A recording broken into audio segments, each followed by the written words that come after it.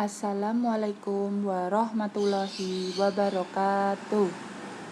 Sebelumnya, perkenalkan, nama saya Zahdila Juliani Putri dengan NIM 224840878, kelas Farmasi 2D semester 3.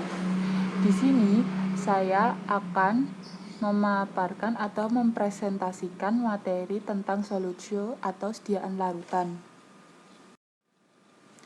Pengertian solutio atau sediaan larutan yaitu sediaan cair yang mengandung satu atau lebih zat kimia yang terlarut. Zat pelarut disebut juga dengan solven atau jumlah mol yang lebih banyak, sedangkan zat yang terlarut disebut dengan solut atau jumlah mol yang lebih sedikit. Jenis-jenis larutan sendiri ada larutan tak jenuh, larutan yang larut sepenuhnya ketika zat terlarut ditambahkan tanpa pemanasan. Dapat juga dikatakan bahwa larutan tak jenuh mengandung lebih sedikit zat terlarut daripada yang dibutuhkan untuk menghasilkan larutan jenuh pada suhu tertentu. Selanjutnya ada larutan jenuh, larutan yang pelarutnya tidak bisa lagi melarutkan zat terlarut kecuali harus dipanaskan. Yang terakhir, ada larutan kelewat jenuh, yaitu larutan yang pelarutnya tidak bisa lagi melarutkan zat terlarut kecuali harus dipanaskan. Keuntungan dan kerugian sediaan larutan.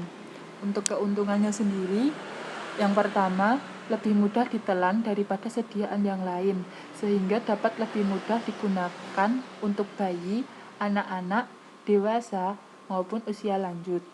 Yang kedua, segera diabsorpsi karena telah berbentuk sediaan cair atau tidak mengalami proses disintegrasi maupun pelarutan seperti pada tablet atau pil. Yang ketiga, obat secara homogen terdistribusi ke seluruh bagian sediaan. Yang keempat, mengurangi resiko terjadinya iritasi lambung oleh zat-zat iritan, aspirin, KCl, karena larutan langsung diencerkan dalam lambung. Yang terakhir, lebih mudah untuk menutupi rasa dan bau tidak enak pada obat dengan cara penambahan pemanis dan pengaroma. Lalu, untuk kekurangannya adalah yang pertama, bersifat voluminous, sehingga kurang menyenangkan untuk dibawa atau diangkut dan disimpan karena lebih berat.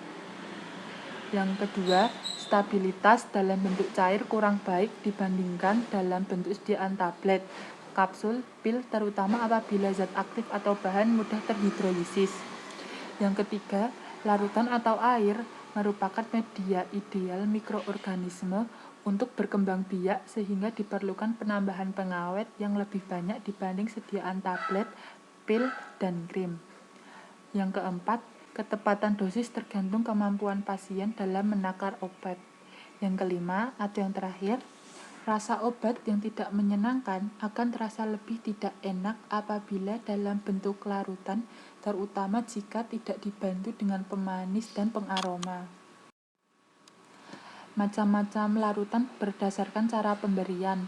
Yang pertama, larutan oral, yaitu sediaan cair yang dibuat untuk pemberian oral mengandung satu atau lebih zat dengan atau tanpa bahan pengaroma, pemanis, atau pewarna yang larut dalam air atau campuran konsolven air. Contoh dari larutan oral adalah sirup eliksir potsio. Selanjutnya ada larutan topikal, merupakan larutan yang biasanya mengandung air tetapi seringkali mengandung pelarut lain seperti etanol dan poliol untuk aplikasi pada kulit, atau larutan oral lidokain topikal untuk digunakan pada permukaan mukosa mulut. Contohnya Collyrium, Gute ophthalmicae, Gargarisma, Gute oris, Gute nasalis, inhalasi, injeksi atau obat suntik, enema, dauce, epitema, lupus oris. Sirup dan eliksir. Apa sih itu sirup? Sirup adalah larutan oral yang mengandung sukrosa atau gula lain, senyawa poliol atau sorbitol dan gliserin dan juga zat antimikroba. Lalu untuk eliksir adalah larutan oral yang menggunakan etanol sebagai pelarutnya, contohnya bisolven sirup.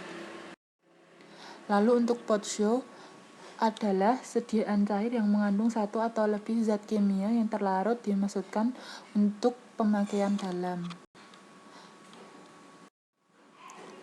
Collyrium dan Gute ophthalmicae. Collyrium adalah sediaan berupa larutan steril, jernih, bebas pirogen, isotonis, digunakan untuk membersihkan mata.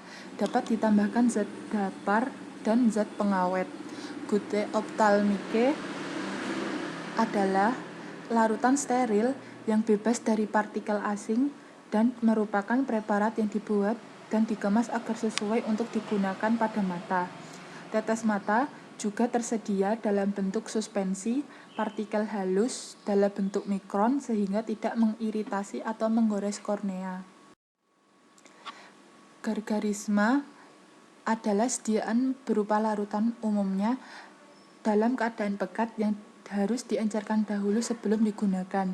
Dimaksudkan untuk digunakan sebagai pencegahan atau pengobatan infeksi tenggorokan. Contohnya ada betadine gargle atau obat kumur mulut. Gute oris adalah obat tetes yang digunakan untuk mulut dengan cara mengencerkan lebih dahulu dengan air untuk dikumur-kumur dan tidak untuk ditelan. Gute nasalis dan inhalasi. Gute nasalis adalah obat yang digunakan di hidung dengan mengunci obat ke dalam rongga hidung dan mungkin mengandung zat pensuspensi, buffer, dan pengawet. Minyak berlemak atau minyak mineral tidak boleh digunakan sebagai pembawa. Inhalasi adalah sediaan yang dimaksudkan adalah untuk dihirup melalui hidung atau mulut atau disuntikkan ke dalam saluran pernafasan sebagai kabut. Tetesan kabut harus halus dan sangat halus untuk mencapai bronkus. Injeksi dan enema. Injeksi sendiri adalah sediaan steril berupa larutan, emulsi, suspensi, atau serbuk yang harus dilarutkan atau disuspensi sebelum digunakan dan diinjeksikan dengan cara merobek jaringan ke dalam kulit atau melalui kulit atau selaput lendir. Enema sendiri adalah cairan yang dioleskan ke rektum atau kolon, digunakan untuk membersihkan atau menghasilkan efek terapeutik lokal atau sistemik. Enema yang digunakan untuk membersihkan atau membantu sembelit atau untuk membersihkan tinja sebelum operasi tidak boleh mengandung lendir. Selain membersihkan enema, itu juga bertindak sebagai pencernaan, emolien, diagnostik, obat penenang, obat cacing, dan banyak lagi. Dauche dan epitema.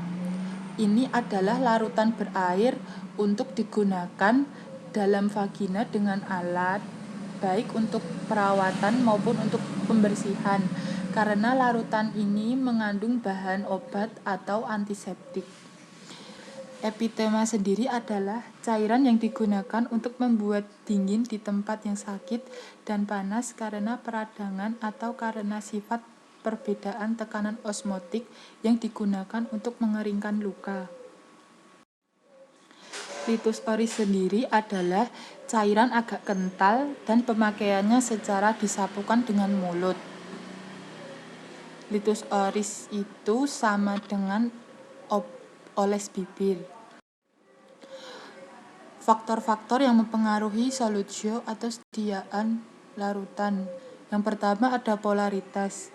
Kelarutan suatu zat mengikuti kaidah suka larut suka atau law dissolve love, yang artinya larutan polar akan larut dalam pelarut polar, pelarut nonpolar akan larut dalam pelarut nonpolar. Yang kedua ada kosolvensi, pelarut campuran yang digunakan untuk melarutkan zat tertentu sehingga lebih mudah larut. Terjadinya kenaikan kelarutan karena adanya modifikasi pelarut. Misalnya, luminal yang tidak larut dalam air tetapi dapat mudah larut dalam campuran air gliserin. Yang ketiga ada kelarutan. Larutan merupakan campuran homogen yang terdiri dari 2 atau lebih. Zat ini dinamakan sebagai zat terlarut dan pelarut. Nah, contohnya adalah garam dan air. Garam merupakan zat terlarut, sedangkan air adalah zat pelarut. Yang keempat ada temperatur. Zat padat umumnya bertambah larut bila suhunya dinaikkan. Zat padat tersebut dikatakan bersifat endoterm karena pada proses kelarutannya membutuhkan panas. Yang kelima, salting in. Zat terlarut tertentu yang menyebabkan kelarutan zat utama dalam solvent menjadi lebih besar. Yang keenam, salting out. Peristiwa adanya zat terlarut tertentu yang mempunyai kelarutan lebih besar dibanding zat utama akan menyebabkan penurunan kelarutan zat utama atau terbentuknya endapan karena ada reaksi kimia. Yang ketujuh atau yang terakhir, pembentukan kompleks. Peristiwa terjadinya interaksi antara senyawa tak larut dengan senyawa zat yang larut dengan membentuk garam kompleks. Formulasi solutio umumnya mengandung yang pertama, zat aktif, yang kedua, pelarut, yang ketiga, pelarut pembantu, yang keempat, pengawet, yang kelima, pewarna, yang keenam, pendapar, yang ketujuh, pengaroma dan pewarna, yang kedelapan, antioksidan dan sebagainya. Sekian pemaparan materi dari saya. Bila ada salah kata dalam penyampaian, mohon maaf yang sebesar-besarnya. Akhirul kalam, billahi taufiq wal hidayah. Wassalamualaikum warahmatullahi wabarakatuh.